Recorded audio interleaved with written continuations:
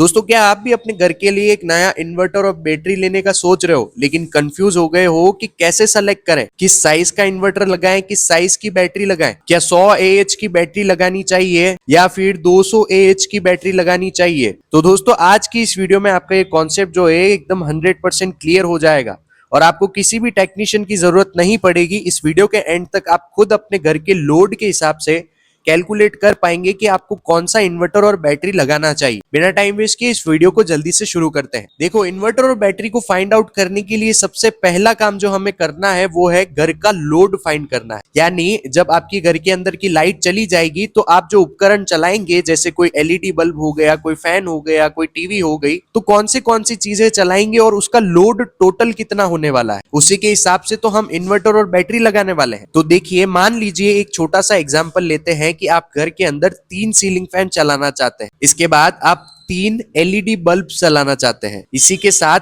मान लीजिए आप एक टीवी चलाते हैं, जो LED टीवी हमारी होती है उसको। अब दोस्तों, यहाँ पर ध्यान से देखिएगा, हमारे जो 3 सीलिंग फैन है उसमें से एक सीलिंग फैन का जो वॉट होता है लगभग वो 60 वॉट। तो इसको जब हम 3 से मल्टीप्लाई करेंगे तो लगभग 180 वॉट निकल कर आता है। इसी प्रकार से एक LED बल्ब जो है उसके वोल्टेज अगर हम देखते हैं तो वो 10 वॉट माने जाते हैं। इसको जब हम 3 से मल्टीप्लाई करेंगे यानी हमारे टोटल 30 वॉट यहाँ पर हुआ है। इसी प्रकार से अगर हम LED टीवी के वॉट निकालें तो एक जो नॉर्मल LED टीवी होती है हमारे घर में वो लगभग 100 वॉट की होती है। इसको हम 1 से मल्टीप्लाई करेंगे, यहाँ पर हमारे पास वापस से 100 वॉट ही है। अगर दोस्तों आप कोई पुरानी टीवी यूज करते हैं तो आप वहां पर 200 की कैलकुलेशन ले सकते हैं, यानी 200 वॉट की। और अगर आपको कंफ्यूजन है कि कौन से अप्लायंस कितने वॉट लेते हैं, तो अप्लायंस के पीछे एक छोटी सी प्लेट लगी होती है या फिर एक स्टिकर लगा होता है जिसके ऊपर उसके वॉट लिखे होते हैं, तो वहां से आप उसको एकदम कंफर्म कर सकते हैं कि ये जो मेरा अप्लायंस है ये कितने वॉट का है। तो दोस्तों, इस प्रकार से हमारे जो टोटल लोड हुआ वो लगभग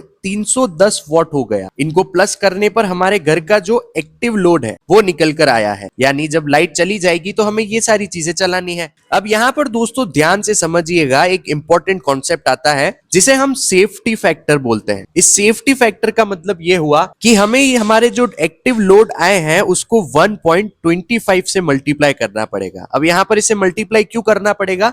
क्योंकि मान लीजिए जब भी हमारा कोई सीलिंग फैन हो गया या फिर कोई मोटर होती है जो वो स्टार्ट होती है, तो स्टार्टिंग में उसका जो करंट होता है वो हाई होता है, इसीलिए हमें थोड़ा सा यहाँ पर एक्स्ट्रा मार्जिन लेकर चलना होता है इस लोड के हिसाब से। क्योंकि अगर हम फिक्स 310 वोल्ट को ही मान लेंगे तो जब करंट थोड़ा सा हाई होगा तो वो लोड हैंडल नहीं कर पाएगा। इसीलिए यहाँ सेफ्टी फैक्टर के हिसाब से हम जो वैल्यू आई है हमारी 310 वॉट, इसको मल्टीप्लाई करेंगे 1.25। इसीलिए 25% जो है हम सेफ्टी फैक्टर मानते हैं। इसके हिसाब से हमारे जो अब वॉट निकल कर आए हैं वो 387.5 वॉट हो जाते हैं। अब यहाँ पर एक और चीज को देखिए कि जो घर का पावर फैक्टर होता है हमें उससे भी यहाँ पर कैलकुलेशन करनी है, यानी जो हमारा लोड आया है उसको पावर फैक्टर के साथ भी तो जोड़ना पड़ेगा। इसीलिए घर का जो एवरेज पावर फैक्टर है उसे हम 0.8 मानते हैं। और कोई भी इन्वर्टर जो होता है वो हमेशा VA में कैलकुलेशन होती है उसकी, इसीलिए हमें इस वैल्यू को VA के रेस्पेक्ट में भी निकालना होगा। इसीलिए हम यहाँ पर पावर फैक्टर से उसको डिवाइड करेंगे। तो जब हम 387.5 को डिवाइड करते हैं 0.8 जो हमने पावर फैक्टर माना है, तो हमें लगभग 484.3 वॉट मिलते हैं। अब दोस्तों, यहाँ पर थोड़ी सी कैलकुलेशन को इजी करने के लिए मैं 384 को राउंड ऑफ ले लेता हूँ, इस 3 को हटाकर 384 वॉट मान लेता हूँ ताकि आप लोगों को इस चीज को समझने में आसानी हो। तो दोस्तों, ये हमारे फाइनल वॉट निकल कर आ गए हैं, यानी हमने लोड कैलकुलेट कर लिया है। जो घर में हमारे ये चीज लगी है तीनों,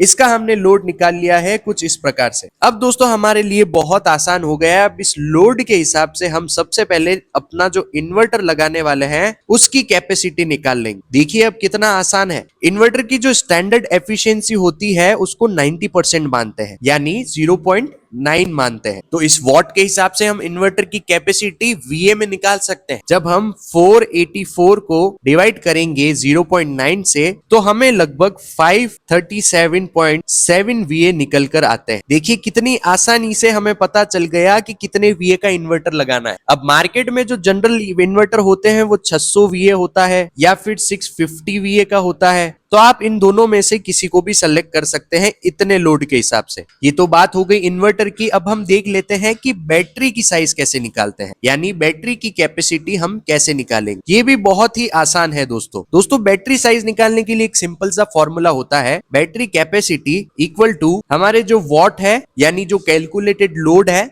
उसको मल्टीप्लाई करेंगे बैकअप टाइम से। ये होगा हावर्स में, यानी कितने टाइम के लिए आपका जो बैकअप है वो मिलने वाला है, और इस पूरी चीज को हम डिवाइड कर देंगे बैटरी के वोल्टेज से। इससे हमारी बैटरी का जो AH है वो निकल कर आ जाएगा। मान लीजिए आपको अब 3 घंटे का बैकअप चाहिए, 3 घंटे का बैकअप चाहिए, और आपकी जो बैटरी के वोल्टेज है वो 12 वोल्ट। अगर ये दो चीजें आपको पता है, इसके बाद आप बहुत आसानी से निकाल पाएंगे। यानी AH इक्वल टू 484 जो हमने लोड निकाला है उसको मल्टीप्लाई करेंगे 3 से जो हमारे बैकअप आवर्स है, और डिवाइड करेंगे बैटरी के कितने वोल्टेज है, यानी बैटरी के 12 वोल्टेज है। तो हमारी जो वैल्यू है वो लगभग कैलकुलेशन करने पर 121 AH निकल कर आई। आप देख सकते हैं दोस्तों, इस प्रकार से हमने जो बैटरी का AH है उसको भी फाइंड आउट कर लिया है। और मार्केट में इस रेटिंग की जो बैटरीज मिलती है वो लगभग होती है हमारी 150 AH या फिर कोई 200 AH की बैटरी होती है। तो इस लोड के हिसाब से आप या तो 150 AH की बैटरी लगा सकते हैं या फिर एक 200 AH की बैटरी को यूज कर सकते हैं। तो दोस्तों इस तरह से एक छोटी सी वीडियो में हमने देखा कि किस तरह से हम, अगर हमारे घर में इस तरह का कोई लोड है तो उसका जो बैटरी और इन्वर्टर सिलेक्शन का क्राइटेरिया है उसको कैसे कर सकते हैं, कैसे हम सेलेक्ट कर सकते हैं। प्रॉपर मैंने आप लोगों को सारी कैलकुलेशन भी करके दिखाई है। आप अपने केस और अपने यूज के अकॉर्डिंग इस कैलकुलेशन को कर सकते हैं। होपफुली इस वीडियो से आप लोगों को कुछ सीखने को मिला होगा। अगर इस वीडियो से रिलेटेड आपके कुछ भी डाउट्स है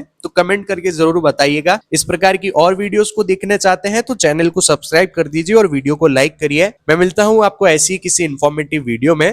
थैंक यू फॉर वॉचिंग।